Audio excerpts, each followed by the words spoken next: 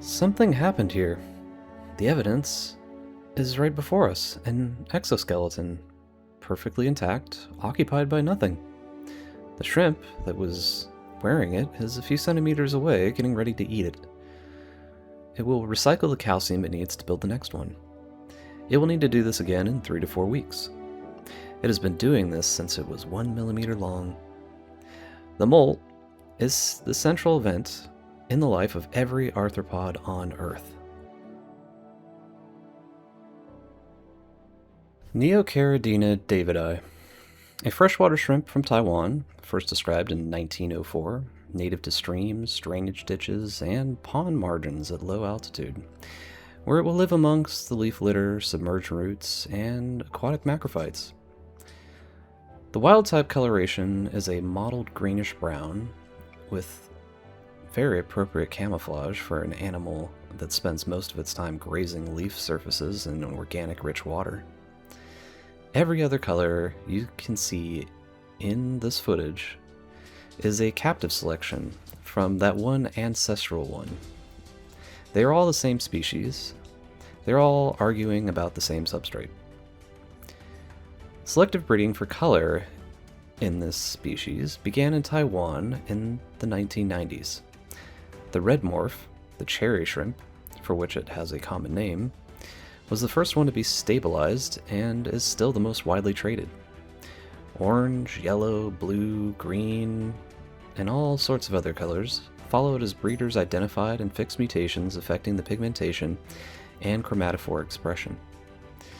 The genetics are not fully characterized, but color traits in this species are known to be influenced by genes in the carotenoid metabolism pathway, the same pathway responsible for red coloration in flamingos and cooked crabs. One research finding worth noting: a 2021 study tested habitat preferences across the color morphs and found that all of them preferred dark backgrounds over light ones, regardless of whether their own coloration matched the background. The shrimp does not think it is camouflaged on the dark substrate.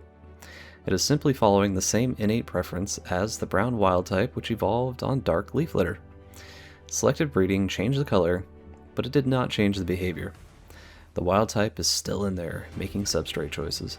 Morphologically, they are small, laterally compressed bodies with a maximum length of about 1.5 inches for large female. They are sexually dimorphic. Females are larger, more vividly colored, and carry a wider tail to hold eggs. Males are smaller and typically less opaque in color. The difference is visible in a well-established colony. The females are the ones that you will notice the most. The males are the ones that are frantically swimming in circles. The exoskeleton is not a passive armor. It is a living structure. It is chitin reinforced by calcium carbonate and calcium phosphate, maintained by the cells beneath it, and actively managed throughout the shrimp's life. Before the molt, the shrimp begins withdrawing calcium from the old exoskeleton into storage structures called gastroliths, which are calcium reserves that are held in the stomach. This is why the shell is always thinner and more brittle just before the molt. The shrimp is cannibalizing its own armor to build its replacement. The molt takes seconds to minutes. The carapace splits at the junction between the head and the thorax. The shrimp will pull itself out backwards using muscular contractions and osmotic pressure. And once it is free, it is temporarily soft, very vulnerable to predation, and chemically attracting. The vulnerability window. In the first few hours after the molt, the new exoskeleton is still soft and the shrimp knows it. It will hide. It will not graze. It will be motionless in whatever cover is available. Leaf litter, plant roots, choy wood, the substrate itself. This is why habitat complexity matters for breeding a shrimp population. The more places there are to hide during this window, the better the post-survival rate. And then, it eats the old shell, methodically, completely, over the next hour or two. Recovering the calcium it's stored in the gastroliths is not enough. The old shell itself is a mineral resource, and the shrimp knows to reclaim it. Which brings us to GH. Your general hardness measurement is not an aesthetic parameter. It is a calcium and magnesium supply line for every molt in your tank. GH below 6, and you have failed molts. GH below 4, and you'll find shrimp stuck in their own shells. The white ring of death. It's the visible ring where the old carapace split, but the shrimp could not pull free. Is almost always a GH problem. Your GH test kit is a shrimp welfare investment.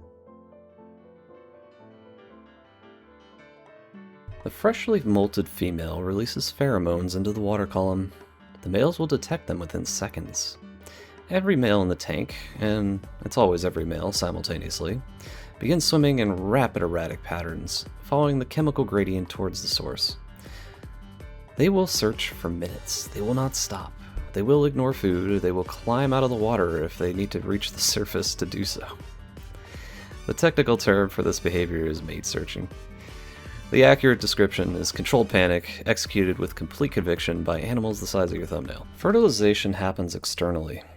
The male deposits sperm and the female passes her eggs through the sperm as they travel to her swimmerettes. She attaches them to the pleopods on her underside. She is now what we call buried. There is a visible cluster of eggs resembling a small bunch of grapes or berries. In the case of a well-colored female, perhaps even jewels.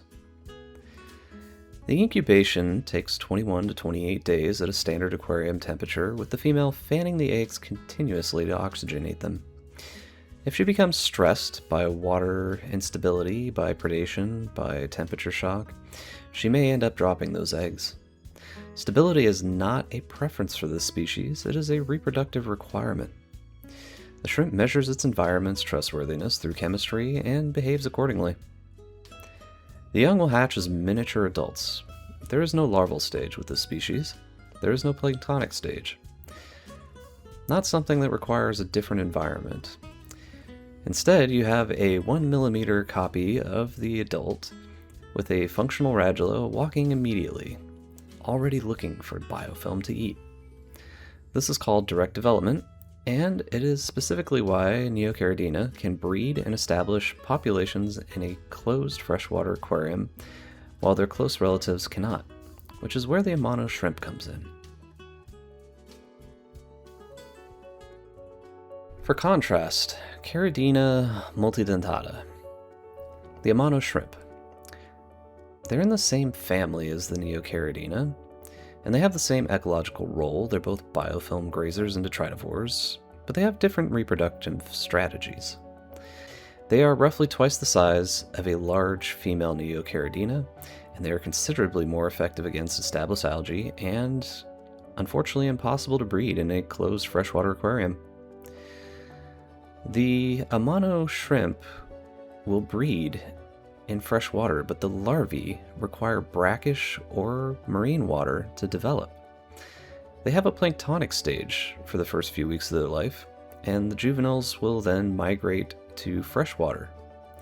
Every Amano in the hobby is either something that was wild caught or very specially raised. The Amano and the Neocaridina sit on the same leaf and eat the same biofilm. One will have 50 grandchildren by next month, the other will not have any. Both strategies are evolutionary viable, but only one of them works in a glass box in your living room. Neocaridina feeds using the chelae, the modified first two pairs of legs equipped with small claw-like structures that scrape material from surfaces and deliver it to their mouthparts. It doesn't bite, it does not chew, it rasps. Every surface in the tank is assessed for its biofilm density and processed accordingly. Anubias, Bucephalandra, the glass, driftwood, even the substrate itself. Nothing with a biofilm coating is left unvisited for long. And to address the question that comes up every time, no, it is not eating your plants. Unless they're dead. It is eating the biofilm on your plants. Neocaridina does not have a mouthpart anatomy to process vascular plant tissue. It eats bacteria, algae, diatoms, and protists from surfaces. The plant is the substrate for the meal, not the meal itself. A shrimp on your Nubius is doing exactly what a shrimp is doing on your driftwood, or your substrate, or anything else in the tank. It is grazing, not consuming. In the substrate and leaf litter, the chelae switch from surface scraping to particle collection, gathering fine organic particles, fragmenting larger ones, and processing the detrital food web from the top down. A dense Neocaridina population in a well-established planted tank will alter the structural community below them. Research on high-density Neocaridina populations in controlled systems found measurable effects on the composition of nematode and copepod assemblages in the substrate. They're not just grazing the surface, they're managing the food web 2 trophic levels below them. In the floating plant roots, the same chelae now work the fine root hairs and the biofilm between them. Juvenile shrimp concentrate here. The structural complexity and the food density of the floating plant root systems make them the highest value habitat in the tank for newly hatched individuals. If you have floating plants and shrimp, you will have a nursery running in your water column. You may not see it. The juveniles are 1 millimeter long and do not advertise themselves. They are there, but they're eating, and they'll be visible in about 3 weeks when they're big enough. The colors, all of them, still Neocaridina. All of them capable of interbreeding. All of them capable of producing a wild type if you keep crossing the lines. This is not a defect, it's genetics that worked. The wild type coloration, the mottled brown, is not being suppressed, it is in these selectively bred lines. It is being outcompeted by the phenotype being selected for. If you cross 2 lines, the selection pressure disappears. The wild type reemerges because it was always there, recessive or masked, just waiting. Red is the oldest established morph, selectively bred in Taiwan since the 1990s. The color intensity is graded from translucent Sakura grade through the fully opaque painted fire reds. The opacity reflects the density and distribution of the chromatophores containing the red pigment throughout the carapace. Higher grade equals more uniformity distributed in the pigment and more selective pressure being maintained. The red in the carapace also reveals a body condition. A stressed or sick shrimp will lose its pigment before it shows any other symptom. Your red shrimp is a color-coded health monitor.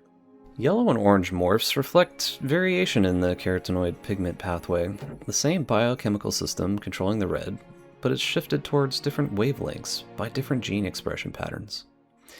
Green jades involve both pigment and structural components. Green is partly from the chromatophore pigment and partly from the interaction of a pigment that is going on in the body tissue beneath.